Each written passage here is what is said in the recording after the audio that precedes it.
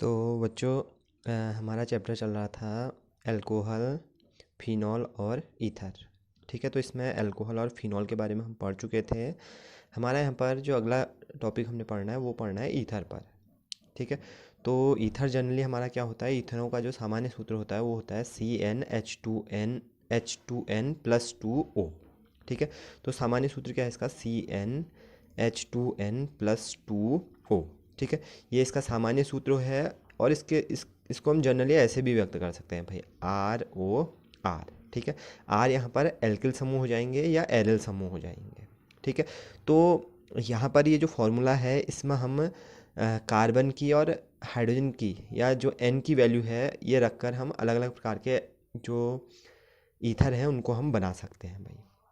ठीक है, और एन की वैल्यू यहाँ पर किससे रखी जाती है, n = 2 से हम रख सकते हैं, 2, 3, 4 अलग अलग टाइप के हम यहाँ पर ईथर प्राप्त कर लेंगे। ठीक है, तो कुछ ईथरों को हम बनाना सीख लेते हैं। अगर हम यहाँ पर एन की वैल्यू 2 रखें तो हमको मिलेगा C2H6O। ठीक है, तो ये हमारा एक ईथर है भाई। अब इसको अगर हम बनाना चाहें तो ऐसे बनेगा भाई, बीच में हमारा इसका ऑक्सीजन रहेगा, इधर की ओर कार्बन होंगे, इधर की ओर कार्बन होंगे। जैसे अगर हम इसको बनाना चाहें तो ये बनेगा, ऑक्सीजन हमने यहाँ पर बीच में रखा, कार्बन कितने हैं इसमें, 2 कार्बन है, तो एक कार्बन इधर की ओर, दूसरा कार्बन इधर की ओर। और इसके बाद जो हाइड्रोजन है, कार्बन की संयोजकता को पूर्ण करते हुए हाइड्रोजन को हम यहाँ पर हम भर सकते हैं। तो 3 हाइड्रोजन यहाँ की ओर आएंगे और 3 हाइड्रोजन हमारे यहाँ की ओर आएंगे। ठीक है, तो ये हमारा एक ईथर बना। ठीक है, इसी प्रकार से अगला ईथर हम यहाँ पर 3 रखें वैल्यू। अगर यहाँ पर इस फॉर्मूले में अगर हम एन की वैल्यू 3 रखते हैं तो मिल जाएगा, देखो C3H8O मिल जाएगा। ठीक है, तो यहाँ पर भी हम ROR के फॉर्म में हमने इसको चेंज करना है, तो बीच में ऑक्सीजन रखो। कार्बन हमारे टोटल 3 हैं भाई, तो एक काम करो, एक तरफ एक कार्बन रखो और दूसरी तरफ हमारे 2 कार्बन रख लो भाई। ठीक है, तो अब कार्बन की संयोजकता को हाइड्रोजन से पूरी कर लो, तो इस पर 3 हमारे कार्बन आएंगे, सॉरी 3 हाइड्रोजन आएंगे, इस कार्बन पर 2 हाइड्रोजन आएंगे और इस कार्बन पर हमारे 3 हाइड्रोजन आएंगे। तो ये हमारा ये भी एक ईथर बना ये। ठीक है, तो जो सामान्य सूत्र होता है ईथर का वो होता है CnH2n प्लस 2O। ठीक है, और जनरली ऐसे हम इसको व्यक्त करते हैं। तो ये जो हमारे यौगिक हैं, इन यौगिकों को हम क्या बोलेंगे, ईथर बोलेंगे भाई। ठीक है, अब जब हम ईथरों का नाम लिखते हैं तो नाम लिखते समय हमने कैसे लिखना है, देखो आप लोगों को IUPAC नेमिंग में बताया था कि जब भी हम नाम लिखते हैं तो कार्बन की संख्या हम वहाँ पर लिखते हैं भाई, और कार्बन को वर्ड रूट लेते हैं। तो यहाँ पर इस यौगिक का अगर हम नाम लिखेंगे तो इसका नाम लिखते समय देखो बीच में ऑक्सीजन आया है, ऑक्सीजन ने इस चेन को ब्रेक किया है भाई। ठीक है, तो यहाँ पर हम क्या करेंगे, एक कार्बन को तो लेंगे कार्बन चेन के फॉर्म में, और दूसरा वाला हमारा यहाँ पर ग्रुप के रूप में आ जाएगा भाई, एल्किल ग्रुप के रूप में आ जाएगा। और ऑक्सीजन जब हमारा होता है तो हम ऑक्सी का प्रयोग करते हैं। तो यहाँ पर हम नाम लिखते समय इसके लिए हम ऑक्सी का यूज करते हैं, इसके लिए हम मेथिल का प्रयोग करते हैं भाई। और ये दोनों ही ग्रुप हमारे प्रफिक्स में लिखे जाते हैं। तो इसका जो नाम होगा वो हो जाएगा, एक एल्किल समूह में मेथिल का प्रयोग करेंगे और ऑक्सीजन के लिए ऑक्सी का। और वर्ड रूट हमारा यहाँ पर क्या हो जाएगा, मेथ हो जाएगा, और सिंगल बॉन्डेड है तो एन, तो इसका नाम हो जाएगा methoxy methoxy methane methoxy methane. ठीक है, ऐसे ही हमारा दूसरा यौगिक है, अब इसका नामांकन हमने करना है। तो यहाँ पर भी हमारा ऑक्सीजन कार्बन चेन को ब्रेक कर रहा है वर्ड रूट के रूप में, या तो ये कार्बन हम लेंगे या तो ये कार्बन लेंगे। अब इसमें हम ये वाला कार्बन लेंगे भाई, क्योंकि यहाँ पर कार्बन का नंबर क्या है, ज़्यादा है। तो 1 2 कार्बन हम इसमें गिनेंगे। अब हमने इस कार्बन को नहीं लिया है तो ये हमारा CH3 है भाई, ये मेथिल समूह के रूप में आ जाएगा। और इसके लिए हम किसका भी यूज करते हैं, ऑक्सी का यूज करते हैं।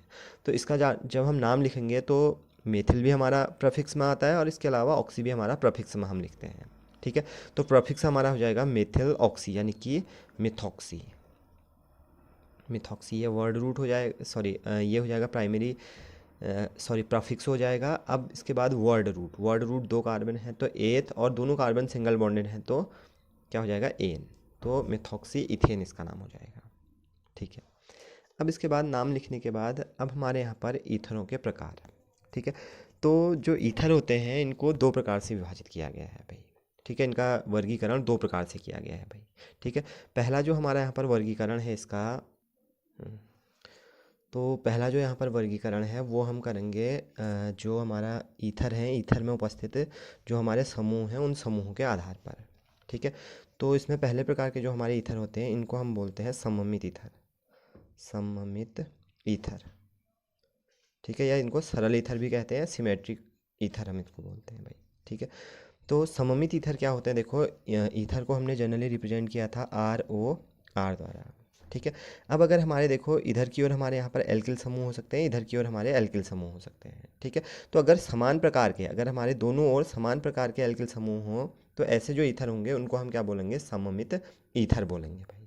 ठीक है, सिंपली सममित ईथर हम बना लें, देखो एल्किल समूह यहाँ पर हम रख सकते हैं दोनों तरफ CH3, तो CH3 यहाँ रखो, दूसरी तरफ भी R की जगह CH3 रखो, तो ये क्या है, एक टाइप का सममित ईथर है। इसी प्रकार से अगले प्रकार का एल्किल समूह हमारा हो जाएगा C2H5, तो ऑक्सीजन के इधर की ओर C2H5 जोड़ दो, इधर की ओर C2H5 जोड़ दो। ठीक है, तो दोनों तरफ हमारा C2H5 जुड़ा हुआ है। ठीक है, तो ऐसे जो ईथर होंगे जहाँ पर दोनों समूह हमारे सेम होंगे भाई, ऑक्सीजन के उपस्थित जो समूह होंगे, दोनों प्रकार के जो समूह होंगे वो एक जैसे होंगे, तो ऐसे ईथरों को हम क्या बोलेंगे, सममित ईथर, या इनको सरल ईथर भी हम कहते हैं भाई। ठीक है, अब आर को हम यहाँ पर बेंजीन रिंग द्वारा भी इंडिकेट कर सकते हैं भाई, ये ओ इधर की ओर भी बेंजीन रिंग है, तो ये भी हमारे क्या कहलाएंगे, सममित ईथर कहलाएंगे। ठीक है, तो आसानी से हम बता सकते हैं कि जो हमारा ईथर है, ईथर में अगर जो आर है, दोनों आर अगर हमारे यहाँ पर एक जैसे हों, दोनों तरफ अगर हम एक जैसे ग्रुप रख दें, तो ऐसे जो ईथर हमारे बनेंगे वो ईथर क्या कहलाएंगे, सममित ईथर या सिमेट्रिकल ईथर हम इनको बोलते हैं भाई। दूसरे टाइप के जो हमारे ईथर होते हैं उनको हम असममित ईथर बोलते हैं, असममित ईथर। ठीक है, या एसिमेट्रिक ईथर हम इनको बोलते हैं, या असामान्य ईथर भी हम इनको कहते हैं। ठीक है, तो असममित ईथर कैसे बनेंगे, असममित ईथर हमारे तब बनते हैं जब हमारे दोनों जो एल्किल समूह हैं या जो दोनों एरिल समूह होते हैं वो जब भिन्न भिन्न होते हैं भाई, तो उस ऐसे जो ईथर होंगे वो हमारे क्या कहलाएंगे, असममित ईथर। जैसे हमारा यहाँ पर ये जो फॉर्मूला है, इसमें एक तरफ हम एल्किल समूह के रूप में मेथिल समूह जोड़ दें और दूसरी तरफ हम एथिल समूह जोड़ दें भाई, देखो ये समूह अलग है, ये समूह अलग है। ठीक है, तो ऐसे जो ईथर होंगे उनको हम क्या कहते हैं, असममित ईथर उनको हम कहते हैं। ठीक है, या देखो इधर जोड़ लो C2H5 और अलग इधर के साइड जोड़ लो C3H7, तो अलग अलग प्रकार के एल्किल समूह है ऑक्सीजन के दोनों ओर। ठीक है, तो जब ऑक्सीजन के दोनों तरफ अलग अलग प्रकार के समूह जुड़े रहते हैं, अलग अलग प्रकार के एल्किल समूह जुड़े रहते हैं, या एक तरफ एल्किल दूसरी तरफ एरिल समूह जुड़ा रहेगा, तो ऐसे जो ईथर होंगे वो क्या कहलाएंगे, असममित ईथर कहलाएंगे। जैसे एक अन्य एग्जांपल है, एक तरफ तो हम बेंजीनिंग जोड़ देते हैं ऑक्सीजन के और दूसरी तरफ हम एक एल्किल समूह जोड़ देते हैं, तो ये भी हमारा क्या है, एक टाइप का असममित ईथर है। ठीक है, तो सममित और असममित इन दोनों को हम बता सकते हैं भाई आसानी से कि सममित ईथर क्या होंगे, असममित ईथर क्या होंगे। तो सममित ईथर ऐसे ईथर जिनमें ऑक्सीजन परमाणु के दोनों तरफ एक समान समूह उपस्थित होते हैं। एक समान समूह में हमारे एल्किल समूह भी हो सकते हैं और इसके अलावा एरिल समूह भी उपस्थित हो सकते हैं। जैसे हमारा एक ये बनाया हमने, दूसरा एग्जाम्पल ये लिखा, तीसरा एग्जाम्पल ये लिखा। ठीक है, तो ये तीनों हमारे क्या हैं, सममित ईथर हैं। ठीक है, असममित ईथर में हमारा क्या होता है कि एक तरफ ऑक्सीजन के एक तरफ अलग प्रकार का समूह होगा, दूसरी तरफ अलग प्रकार का समूह होगा। ठीक है, जैसे हमारा ये है भाई, एक तरफ हमारा मेथिल समूह जुड़ा है, दूसरी तरफ हमारा एथिल समूह जुड़ा हुआ है। यहाँ पर हमारा प्रोपिल समूह जुड़ा हुआ है, ऑक्सीजन के दूसरी ओर एथिल समूह जुड़ा हुआ है। ऑक्सीजन की एक ओर बेंजीनिंग जुड़ी हुई है, दूसरी ओर हमारा मेथिल समूह जुड़ा हुआ है। ठीक है, तो ऐसे ईथर हमारे क्या कहलाएंगे, असममित ईथर कहलाएंगे। तो ये जो वर्गीकरण है इसको आप लोग ध्यान रखना, क्योंकि ये हमारे लगभग 2015 में ये पूछा गया है भाई, इसको देख लेना इसका ईयर, लेकिन एक बार पूछा गया है कि सममित और असममित ईथर क्या है, इनको समझाइए। ठीक है, तो ये है भाई। तो यहाँ पर ये जो वर्गीकरण था ये था हमारा कि जो ऑक्सीजन है उस पर किस प्रकार के समूह जुड़े हुए हैं, समूहों के आधार पर यहाँ पर हमने वर्गीकरण किया था भाई। ठीक है, अब हमारा यहाँ पर एक अन्य वर्गीकरण है जिसमें हम यहाँ पर एरोमेटिक और एलिफेटिक के आधार पर इसको विभाजित करते हैं भाई, एरोमेटिक ईथर और एलिफेटिक ईथर। अब हमारा जो अगला वर्गीकरण है उसमें हम इनको विभाजित करते हैं। पहला यहाँ पर प्रकार है एरोमेटिक ईथर। कुछ ईथर ऐसे होते हैं जिनको हम एरोमेटिक बोलते हैं और कुछ ईथर ऐसे होते हैं जिनको हम एलिफेटिक ईथर कहते हैं भाई। ठीक है। इससे पहले एरोमेटिक और एलिफेटिक यौगिकों के बारे में हम सिंपली जानते हैं। एरोमेटिक यौगिक ऐसे यौगिक होते हैं जिन यौगिकों में बेंजीन रिंग उपस्थित होती है भाई। वे यौगिक जिनमें बेंजीन रिंग उपस्थित होंगे उनको हम क्या बोलेंगे, एरोमेटिक यौगिक बोलेंगे भाई। ठीक है। और ऐसे यौगिक जिनमें कि कार्बन चेन उपस्थित होती है, जिनमें कार्बन चेन होती है भाई ये, तो ऐसे यौगिक हमारे क्या कहलाते हैं, एलिफेटिक यौगिक कहलाते हैं। ठीक है। तो अब ईथर भी हमारे ऐसे होते हैं कि कहीं पर ईथर में बेंजीन रिंग उपस्थित होगी, जहाँ पर बेंजीन रिंग उपस्थित होगी उनको हम क्या बोलेंगे, एरोमेटिक ईथर बोलेंगे। और जहाँ पर हमारी कार्बन चेन उपस्थित होगी तो ऐसे ईथरों को हम क्या कहेंगे, एलिफेटिक ईथर बोलेंगे भाई। ठीक है। या हम सिंपली पहले लिख लेते हैं एरोमेटिक ईथर, एरोमेटिक ईथर। ठीक है। अब हमने एक ईथर बनाया, देखो ऑक्सीजन है, इधर की ओर हमारी बेंजीन रिंग है और इधर की ओर हमारे यहाँ पर एल्किल समूह है। ठीक है। तो ये जो ईथर है हमारा, इसमें चूंकि हमको बेंजीन रिंग उपस्थित दिखाई दे रही है, तो जिन जिन यौगिकों में जिन या ऐसे ईथर जिनमें क्या होगी, कम से कम एक बेंजीन रिंग उपस्थित होगी या एक बेंजीन वलय उपस्थित होगा, ऐसे ईथर क्या कहलाएंगे, एरोमेटिक ईथर कहलाएंगे। ठीक है। और अगर दोनों तरफ भी बेंजीन रिंग है वो भी हमारा क्या है, एक टाइप का एरोमेटिक ईथर है भाई। तो एरोमेटिक का मतलब सीधे सीधे बेंजीन रिंग से है। तो अगर आप लोगों को जो हमारा ईथर का ऑक्सीजन है, इस ऑक्सीजन के किसी भी तरफ अगर बेंजीन रिंग आपको उपस्थित दिखाई देती है तो ऐसे ईथर क्या कहेंगे, इनको हम क्या बोलेंगे, एरोमेटिक ईथर बोलेंगे भाई। ठीक है। दूसरे प्रकार के ईथर है हमारे एलिफेटिक ईथर, एलिफेटिक ईथर। अब एलिफेटिक ईथर क्या है, एलिफेटिक ईथर में हमारे दोनों ओर क्या होगी, कार्बन चेन उपस्थित होगी भाई। ऑक्सीजन है, ऑक्सीजन के इधर की ओर भी कार्बन चेन है और इधर की ओर भी कार्बन चेन है या कार्बन है भाई। ठीक है। तो ऐसे जो यौगिक होंगे, ऐसे जो ईथर होंगे उनको हम क्या बोलेंगे, एलिफेटिक ईथर बोलेंगे। ठीक है। ये कार्बन चेन छोटी भी हो सकती है, ये कार्बन चेन काफ़ी बड़ी भी हो सकती है भाई। ये यहाँ पर 2 कार्बन है, इधर की ओर 3 कार्बन है, तो ये भी हमारा क्या है, एलिफेटिक ईथर है। ठीक है। तो 2 प्रकार से यहाँ पर वर्गीकृत किया गया है। पहले प्रकार का हमारा यहाँ पर था जो वर्गीकरण था, उसमें हमने देखा था कि जो हमारा जो ईथर हैं उस ईथर में ऑक्सीजन के दोनों ओर किस प्रकार के समूह हैं। अगर एक प्रकार के समूह हैं तो सममित, अगर अलग अलग अलग प्रकार के समूह हैं ऑक्सीजन के दोनों ओर तो असममित। दूसरा हमने यहाँ पर एरोमेटिक और एलिफेटिक के आधार पर इसको भी बांटा था। एरोमेटिक हमारे ईथर ऐसे ईथर थे जिनमें कि ऑक्सीजन के किसी भी ओर अगर बेंजीन रिंग उपस्थित होती है तो हम उनको एरोमेटिक ईथर बोलते हैं। और अगर हमारे ऑक्सीजन के दोनों ओर अगर कार्बन चेन उपस्थित होती है तो ऐसे ईथरों को हम क्या कहते हैं, एलिफेटिक ईथर कहते हैं भाई। अब इसके बाद है हमारा ईथरों को बनाने की विधियाँ। ईथरों को बनाने की विधियाँ। ठीक है। तो ईथरों को बनाने की विधियों में कि कैसे हम यहाँ पर ईथरों को बना सकते हैं, इसमें जो पहली विधि है वो है हमारी विलियमसन संश्लेषण।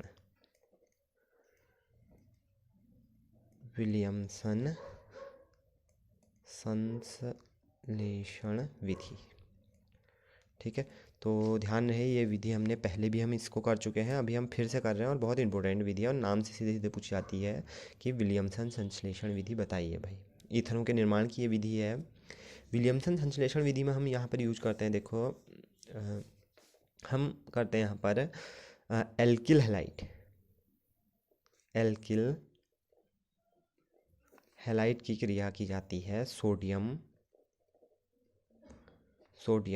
एपॉक्साइड से। सोडियम एपॉक्साइड, एल्किल हैलाइड की क्रिया जब हम सोडियम एपॉक्साइड के साथ कराते हैं तो तब हमको यहाँ पर जो एरोमेटिक ईथर होते हैं ये हमको यहाँ पर प्राप्त होते हैं। ठीक है। तो एल्किल हैलाइड हम जानते हैं, एल्किल हैलाइड को हम सिंपली इंडिकेट कर देते हैं RX द्वारा। एल्किल समूह है और हेलोजन है भाई, alkyl halide. Sodium epoxide, sodium epoxide हमारा होता है RONA, सोडियम एपॉक्साइड। ठीक है। तो हम इन दोनों पदार्थों के बीच जब क्रिया यहाँ पर कराते हैं तो देखो यहाँ से हमारा हेलोजन निकलता है, इस सोडियम के साथ जाता है, हेलोजन सोडियम के साथ जाएगा, NaX बनाएगा और इसके अलावा ROR हमारा बन जाएगा, तो बनेगा ROR और इसके अलावा यहाँ पर बन जाएगा NaX। ठीक है। क्या हुआ, ये 2 पदार्थ हमारे आपस में जुड़े, देखो NaX और ये हमारा RO, ये वाला R इसमें जुड़ जाएगा तो ईथर बन गया भाई हमारा। तो ये जो विधि है, इस विधि द्वारा हम सममित ईथर भी बना सकते हैं, असममित ईथर भी बना सकते हैं। तो एक बार हम सममित ईथर बना लेते हैं, दूसरी बार हम असममित ईथर बना लेते हैं। तो आर की जगह हम एल्किल समूह का यूज कर लेते हैं CH3, और एक्स की जगह हेलोजन है हमारा Cl का यूज कर लेते हैं। इसके अलावा यहाँ पर भी आर की जगह CH3 का यूज कर लेते हैं, ONA। ठीक है। इसका नाम है हमारा क्लोरोमीथेन, क्लोरोमीथेन, और इसका नाम है सोडियम मिथॉक्साइड, सोडियम मिथॉक्साइड। ठीक है। तो इन दोनों को हम साथ में लेते हैं। जब यहाँ पर अभिक्रिया होती है तो अभिक्रिया में हमारा देखो NaCl बनेगा, CH3 यहाँ पर जुड़ जाएगा, CH3O CH3 प्लस NaCl। तो सममित ईथर बने भाई, और एक प्रकार का एलिफेटिक ईथर भी है, सममित भी है और एलिफेटिक भी है। एलिफेटिक में बताया था कार्बन चेन होती है। ठीक है। असममित ईथर बना लेते हैं। तो असममित ईथर के लिए यहाँ पर कर लेते हैं C2H5Cl का, और यहाँ पर यूज कर लेते हैं C2H5ONA। सॉरी, यहाँ पर हमने यूज किया CH3Cl का, क्लोरोमीथेन का, और यहाँ पर हमने यूज कर लिया सोडियम एथॉक्साइड, सोडियम एथॉक्साइड का। तो जब क्रिया होगी तो बनेगा C2H5O और इसके अलावा CH3 प्लस दूसरा पदार्थ बन जाएगा यहाँ पर NaCl। ठीक है। तो यहाँ पर देखो हमारा जो ईथर बनाया असममित ईथर है एक प्रकार का। ऑक्सीजन देखो असममित, इधर की ओर C2H5 है, इधर की ओर हमारा CH3 है। तो विलियमसन संश्लेषण अभिक्रिया हमारे यहाँ पर सममित और असममित दोनों प्रकार के ईथरों के निर्माण में इस विधि का हम यहाँ पर प्रयोग करते हैं। ठीक है। तो ध्यान रखना, यहाँ पर एल्किल समूह हम रख सकते हैं, और एल्किल हैलाइड की क्रिया यहाँ पर हम सोडियम एपॉक्साइड से करेंगे तो ईथर हमको यहाँ पर मिलेंगे। तो ईथरों के निर्माण की ये जो विधि है, इस विधि को हम किस नाम से जानते हैं? विलियमसन संश्लेषण के नाम से जानते हैं। तो नेम अभिक्रिया में इस अभिक्रिया को ध्यान रखना भाई, बहुत बार पूछी गई है ये अभिक्रिया, तो ध्यान रखना। ठीक है। ठीक है। अब इस विधि का उपयोग हम यहाँ पर एरोमेटिक ईथर को बनाने के लिए तो करते ही करते हैं, एरोमेटिक को बनाने में के लिए भी कर रहे हैं। इसके अलावा हम यहाँ पर सममित और असममित दोनों प्रकार के ईथरों को बनाने के लिए इस विधि का प्रयोग हम कर रहे हैं। ठीक है। जबकि इस विधि का प्रयोग जो हमारे एरोमेटिक ईथर होते हैं या बेंजीन रिंग वाले जो ईथर होते हैं उनको बनाने के लिए भी करते हैं। ठीक है। तो यहाँ पर किसका यूज किया जाता है? देखो, अगर हमने एरोमेटिक बनाना है, ठीक है, तो हम यहाँ पर यूज करते हैं सोडियम फिनॉक्साइड। ये है हमारा सोडियम फिनॉक्साइड, फिनॉक्साइड। तो सोडियम फिनॉक्साइड की क्रिया हम कर लेते हैं एल्किल हैलाइड के साथ। सोडियम फिनॉक्साइड है, एल्किल हैलाइड है, तो इनके बीच जब क्रिया यहाँ पर कराई जाएगी तो यहाँ पर भी हमारा NaX बनेगा, R यहाँ पर जुड़ जाएगा, यानी कि हमारा यहाँ पर एरोमेटिक ईथर बना भाई, NaX। ठीक है। या हम इसको ऐसे भी कर सकते हैं, देखो यहाँ पर रख लो बेंजीन ONA, सोडियम फिनॉक्साइड हमने लिया, यहाँ पर हम ले लेते हैं CH3Cl या Br ले लो भाई। तो यहाँ पर बन गया हमारा OCH3 प्लस NaCl। तो ये हमारा ईथर है, इस ईथर का नाम है मेथॉक्सीबेंजीन, मिथॉक्सीबेंजीन। ठीक है। तो ये भी हमारी विलियमसन संश्लेषण अभिक्रिया है भाई। ठीक है। तो जो विलियमसन संश्लेषण अभिक्रिया है, इसका वृहद रूप से जब हमने ईथरों का निर्माण करना हो, लगभग सभी प्रकार के ईथर हमको यहाँ पर मिल रहे हैं भाई। एरोमेटिक ईथर भी मिल रहे हैं, एलिफेटिक ईथर भी मिल रहे हैं, सममित ईथर भी मिल रहे हैं, और असममित ईथर भी हमको यहाँ पर प्राप्त हो रहे हैं। ठीक है। तो एक बहुत महत्वपूर्ण विधि है जिसके द्वारा हम ईथरों का निर्माण कर सकते हैं। ठीक है। हम यहाँ पर यूज करते हैं एल्किल हैलाइड का यूज करते हैं, सोडियम एपॉक्साइड का यूज करते हैं। तो जब क्रिया यहाँ पर होती है तो ईथर हमारे बनते हैं, और इसके अलावा सोडियम के हैलाइड हमको यहाँ पर मिलते हैं। ठीक है। तो ये तो हमारी पहली विधि थी जिसमें हम ईथरों का निर्माण करते हैं भाई। ठीक है। दूसरी हमारे यहाँ पर विधि है, हम यहाँ पर बनाते हैं इसको एल्कोहलों से, एल्कोहल से। ठीक है। और ये जो विधि है, जिस विधि को हम करने जा रहे हैं, ये ईथरों के निर्माण की प्रयोगशाला विधि भी है भाई, प्रयोगशाला विधि। ठीक है। और ये विधि भी पेपर में एक बार पूछी गई है कि ईथरों के निर्माण की प्रयोगशाला विधि बताइए। तो हम एल्कोहलों का यहाँ पर यूज करते हैं प्रयोगशाला में, जब भी हमको ईथर बनाने होते हैं। ठीक है। तो उस समय हम यहाँ पर यूज करते हैं एल्कोहलों का, ठीक है। और साथ ही साथ यहाँ पर H2SO4 का यूज किया जाता है और उच्च ताप पर हमारे पदार्थों को यहाँ पर गर्म किया जाता है भाई। तो गर्म उच्च ताप पर गर्म करने पर जो प्रयोगशाला है, प्रयोगशाला में हमको यहाँ पर ईथर प्राप्त होते हैं, ठीक है। तो अल्कोहल में भी अगर हमने ईथर बनाना है तो अल्कोहल में भी मेथिल अल्कोहल का यहाँ पर मेनली यूज होता है भाई। तो मेथिल अल्कोहल है C2H5OH, ठीक है। इसकी क्रिया हमने करनी है यहाँ पर H2SO4 के साथ, और क्रिया के दौरान यहाँ पर जो ताप रखा जाता है ये लगभग 110 डिग्री सेल्सियस रखा जाता है भाई। तो जब 110 डिग्री सेल्सियस ताप पर एथिल अल्कोहल की क्रिया H2SO4 से करते हैं तो हमारे यहाँ पर देखो कैसे बनता है, OH यहाँ से हमारा निकलता है, H यहाँ से निकलता है, ठीक है। तो H2O निकलेगा, जबकि HSO4 जो बचा है वो यहाँ पर जुड़ेगा भाई, बनेगा हमारा C2H5HSO4, ठीक है। तो ये हो जाएगा हमारा ethyl hydrogen sulphate, ethyl hydrogen sulphate. अब इसके बाद क्या होता है, इसके बाद हम इस एथिल हाइड्रोजन सल्फेट में फिर से एथिल अल्कोहल मिलाते हैं, फिर से हम इसको एथिल अल्कोहल मिलाना है, और इस बार हमको लगभग 140 डिग्री सेल्सियस ताप पर इसको गर्म करना है भाई। या अगर हम इसको केल्विन में देखें तो लगभग 413 केल्विन, ठीक है। जो टेम्परेचर है 140 डिग्री सेल्सियस या 113 केल्विन ताप पर जब हम यहाँ पर इन दोनों पदार्थों को आपस में मिला लेके गर्म करेंगे तो हमारा ये बनता है भाई पदार्थ, देखो H2SO4 निकल जाता है हमारा बाहर, और जबकि यहाँ पर C2H5 ये है, O C2H5 ये हमारे आपस में जुड़ जाएंगे, बनेगा हमारा C2H5O C2H5 ये बनेगा, प्लस H2SO4 बनेगा भाई। देखो H2SO4 ये निकला है, HSO4 ये है, H यहाँ से निकला, तो H2SO4 यहाँ पर बचा है, C2H5O बचा है।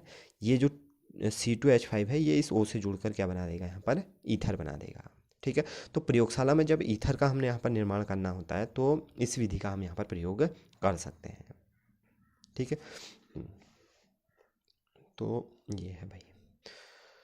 अब इसके अलावा एक अन्य विधि है, तीसरी विधि है, जब हम यूज करते हैं Al2O3 का, जब हम एल्कोहलों में Al2O3 मिलाते हैं और लगभग 623 केल्विन ताप पर इसको गर्म करते हैं एथिल अल्कोहल को, तो तब भी यहाँ पर ईथर हमको प्राप्त होते हैं। इसकी अभिक्रिया हम दिखा देते हैं, C2H5OH है, इसको हम गर्म करते हैं भाई, उच्च ताप पर गर्म करना है, और यहाँ पर Al2O3 के प्रेजेंस में करना है भाई, Al2O3 की प्रेजेंस में, और लगभग 623 केल्विन ताप पर हम यहाँ पर इसको गर्म करते हैं भाई, ठीक है। तो यहाँ पर क्या होता है, 2 मोल हमारे जो एल्कोहल हैं, 2 मोल हमारे यहाँ पर जो एल्कोहल हैं ये हमारे कन्वर्ट हो जाते हैं C2H5O C2H5 में, और इसके अलावा यहाँ पर जल निकल जाता है भाई। यहाँ पर होगा क्या, देखो ये है हमारा C2H5OH,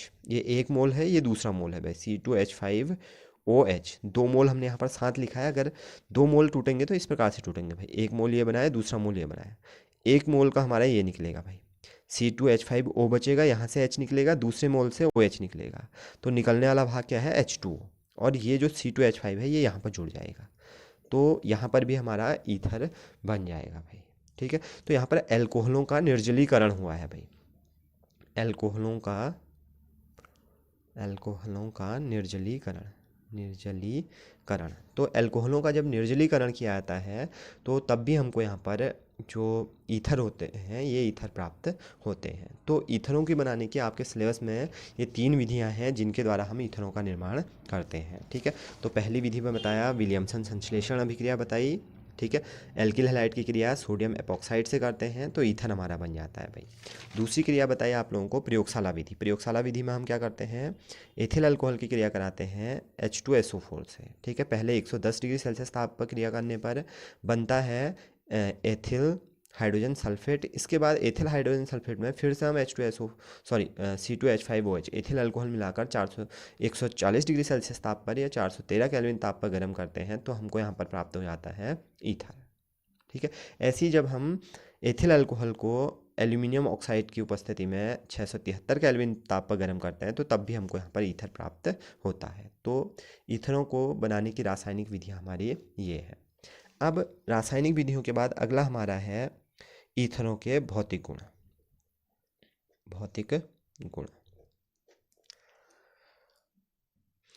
तो भौतिक गुणों में हमारा यहाँ पर पहला जो भौतिक गुणधर्म है, जो प्रारंभिक हमारे ईथर होते हैं, प्रारंभिक ईथर में जैसे है मेथिल ईथर, मेथिल ईथर है, मेथिल ईथर है, डाई एथिल ईथर है। ठीक है, देखो दो मेथिल समूह है इसमें, तो इसको हम क्या बोल सकते हैं, डाई मेथिल ईथर, इसको हम डाई एथिल ईथर। ठीक है, या इसका IUPAC नाम क्या हो जाएगा, मिथॉक्सी मीथेन, मिथॉक्सी मीथेन, इसका नाम क्या हो जाएगा, एथॉक्सी इथेन, एथॉक्सी इथेन। ठीक है, या dimethyl ether, diethyl ether. तो जो हमारे प्रारंभिक ईथर होते हैं ये गैसीय अवस्था में पाए जाते हैं भाई, गैसीय अवस्था में पाए जाते हैं। जबकि जो उच्च सदस्य इसके होते हैं या मध्यम जो सदस्य होते हैं वो हमारे द्रव अवस्था में पाए जाते हैं, और उच्च सदस्य इसके ठोस अवस्था में पाए जाते हैं। ठीक है, कण आपस में, जो ईथर के कण होते हैं वो आपस में सामान्य आकर्षण बल द्वारा जुड़े रहते हैं भैया, जिसको हम वांडर वाल बंध कहते हैं। तो वांडर वाल बंध द्वारा जुड़े रहते हैं, और प्रारंभिक हमारे जो ईथर होते हैं वो गैसीय अवस्था में पाए जाते हैं।